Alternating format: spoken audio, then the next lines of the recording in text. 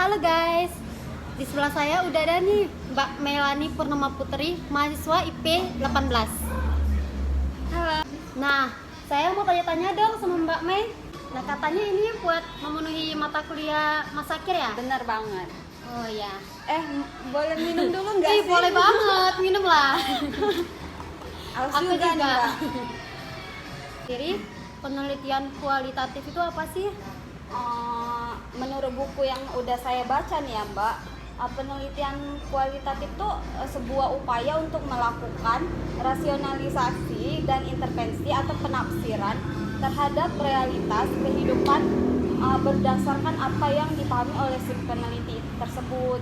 Oh, jadi penelitian kualitatif itu sebuah upaya untuk menafsirkan Iya, ya menafsirkan. apa yang dipahami oleh si peneliti ya. Ya. Oh, iya. Di penelitian kualitatif juga ada tiga hal atau alasan mengapa sih penelitian kualitatif itu penting atau menarik untuk diteliti gitu.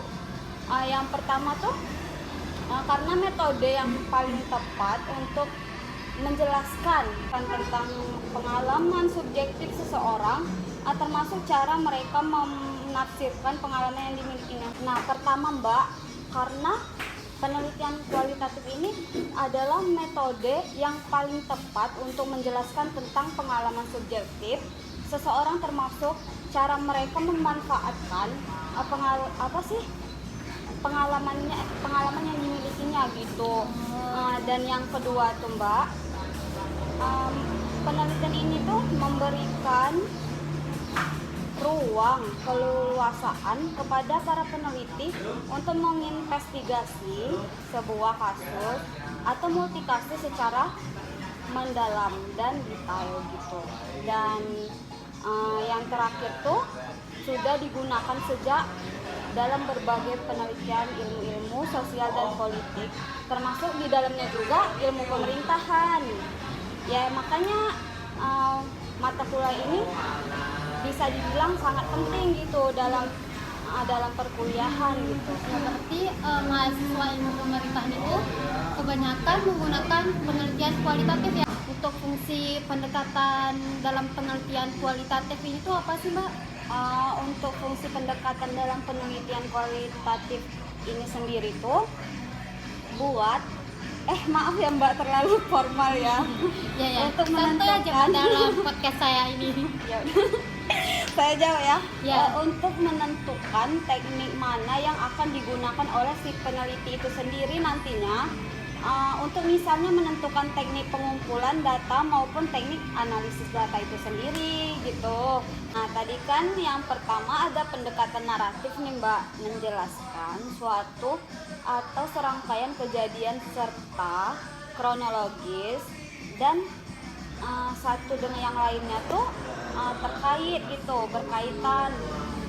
Di dalam pendekatan naratif juga ada 4 jenis penelitian gitu Mbak.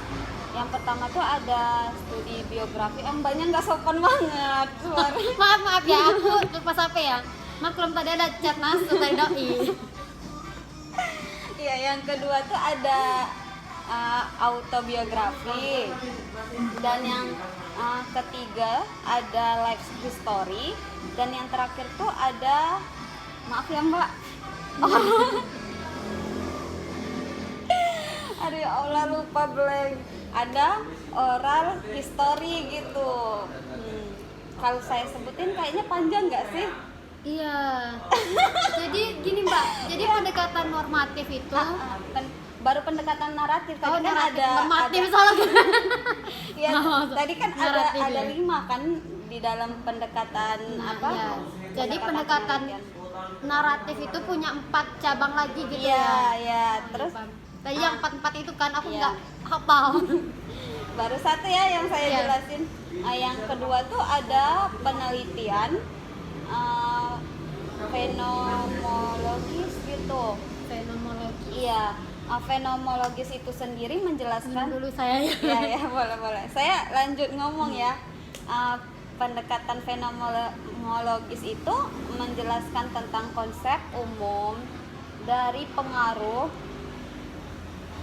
Yang kedua tuh ada pendekatan fenomenologis, menjelaskan tentang konsep umum dari pengalaman hidup banyak orang dalam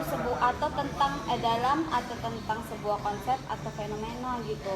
Di dalamnya ada 2 penelitian juga, yaitu penelitian hermeneutik dan penelitian empiris gitu. Oh, jadi 2 itu termasuk ke dalam penelitian fenomenologis ini ya. Nah, yang ketiga tuh ada pendekatan grounded teori, penelitian yang didasarkan pada pandangan partisipan di lapangan gitu. Nah, setidaknya lebih dari 20 orang untuk kemudian ditarik kesimpulan menjadi sebuah teori gitu. Berarti ini ya, berarti itu ada 20 partisipasi yang ikut Ya, untuk penelitian dengan pendekatan ini ya. buat dijadiin sebuah teori gitu. Di dalam pendekatan ini juga ada 2 pendekatan lagi. Pertama, pada varian sistematik prosedur. Si peneliti ini mengembangkan teori yang menjelaskan proses, tindakan dan interaksi tentang sebuah topik gitu. Dan yang kedua itu ada konstruktivitas, menentukan. Kedua ada konstruktivis, menekankan pada dunia lokal yang beragam realitas yang berbeda-beda dan kompleksitas pandangan dan aksi gitu Mbak. Yang selanjutnya tuh ada pendekatan etnografis. Nah, etnografis ini tentang pendekatan di mana kajian terhadap pengalaman manusia dalam proses tindakan dan instruksi yang sama gitu. Dalam pendekatan ini juga familiar ya, bahasanya tuh familiar di kalangan peneliti. Ini tuh ada 2. Pertama, etnografi realis atau bisa dikatakan penelitian tradisional yang bukan oleh antropologi budaya gitu. Yang kedua ada etnografi kritis yang melibatkan perspektif edukasi di dalam proses penelitiannya. Yang terakhir tuh ada pendekatan studi kasus Mbak.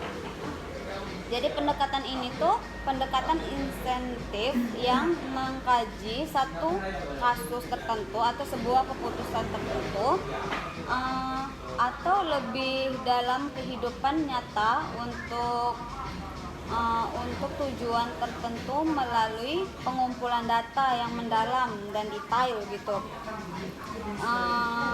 dengan melibatkan beberapa informasi seperti observasi. Nah, pendekatan studi kasus ini pendekatan insentif yang mengkaji satu kasus tertentu atau sebuah keputusan tertentu atau lebih dalam kehidupan nyata untuk tujuan tertentu melalui pengumpulan data yang mendalam dan detail gitu Mbak, yang dengan melibatkan beberapa informasi seperti observasi yang pertama, wawancara, dokumen, audio visual, arsip dan laporan-laporan gitu. Di dalam pendekatan ini tuh juga ada tiga jenis pendekatan di dalamnya. Iya, yang pertama tuh studi kasus instrumental tunggal, berfokus pada satu kasus saja yang bertujuan untuk menyatakan perspektif gitu. Kedua tuh ada studi kasus kolektif Mbak, berupa pemilihan banyak kasus yang bertujuan untuk menunjukkan perspektif yang berbeda tentang kasus tersebut gitu. Terakhir ada studi kasus intrinsik kalau nggak salah, bertujuan untuk mengkaji atau kajian yang memfokuskan pada kasus itu sendiri, seperti evaluasi program atau mengkaji mahasiswa yang mempunyai kesulitan karena kasus tersebut menghadirkan situasi yang unik atau tidak biasanya gitu. Nah, yang kedua tuh jadi ada studi kasus kolektif berupa penelitian banyak kasus yang bertujuan untuk menunjukkan perspektif yang berbeda tentang kasus tersebut, Mbak. Dan yang terakhir tuh kalau nggak salah ada studi kasus apa sih, lupa aku, intrinsik. Harus jawab kan? Nah, kenapa saya katakan unik? Karena pendekatannya tuh menjelaskan teori berbeda-beda gitu, Mbak. Yang pertama tuh ada pendekatan normatif, menjelaskan suatu kejadian secara kronologis yang satu dengan yang lain saling berkaitan, kan udah saya katakan kan di awal. Tadi. Yang kedua tuh ada fenomenologis, menjalankan atau menjelaskan konsep umum dari pengalaman banyak orang gitu. Yang ketiga tuh ada grounded teori, didasarkan pada pandangan partisipan di lapangan, kemudian disimpulkan menjadi sebuah teori gitu. Yang ketiga tuh ada etnografis, maaf ya, etnografis. Oh, etnografi. Jadi kajian terhadap pengalaman manusia dalam proses, tindakan dan interaksi yang sama gitu. Dan yang terakhir tuh ada studi kasus sebagai pendekatan insentif yang mengkaji suatu atau satu kasus tertentu di mana sebuah keputusan tertentu gitu. Nah, jadi banyak ya yang bisa kita ambil dari materi penelitian kualitatif yang sudah dijelaskan oleh Mbak Mai ini. Kan sama-sama belajar ya, Mbak. Ya. Jadi yang saya tidak tahu, jadi saya sekarang bisa tahu gitu loh.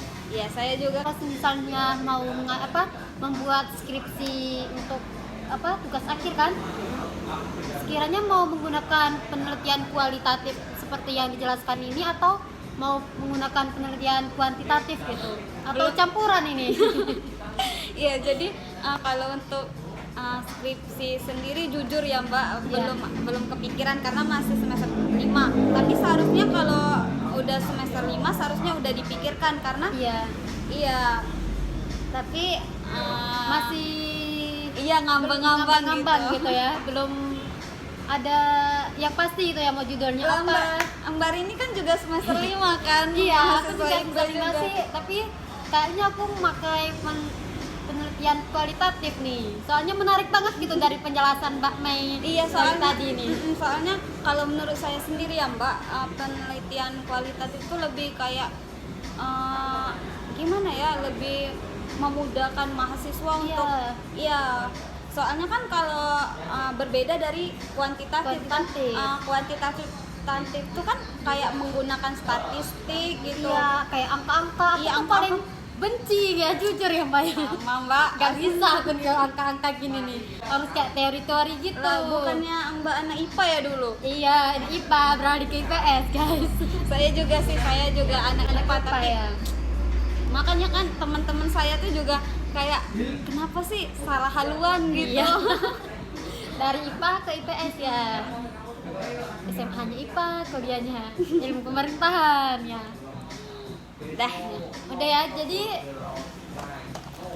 sekian yang dapat kita pelajari dari penelitian kualitatif yang sudah dijelaskan sama Mbak Mai ini. Semoga ilmu yang disampaikan Mbak Mai bermanfaat bagi kita semua yang mendengarkan.